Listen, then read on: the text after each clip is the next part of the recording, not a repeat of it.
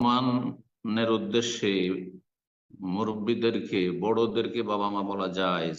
জি। ওস্তাদকে বাবা বলা জায়েজ। কথা বোঝা গেছে?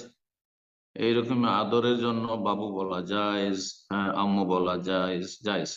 যারা বলছে জায়েজ নয় তারা বুঝে না, তাদের কোনো ফিকহের জ্ঞান নেই।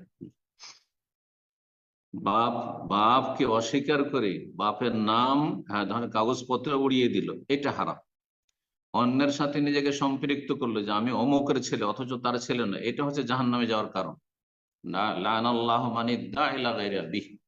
আল্লাহ লানত রয়েছে এমন ব্যক্তির ওপর যেই ব্যক্তি অন্যের সাথে নিজেকে সম্পৃক্ত করবে। কেউ যদি তার বাবার পরিচয় না দিয়ে তার শ্বশুরকে বাবা বলে, আর এলাকার লোক সবাই জানছে তার শ্বশুরটাই তার বাবা, এইটা হচ্ছে জাহান্নামে যাওয়ার কারণ, লানতের কারণ।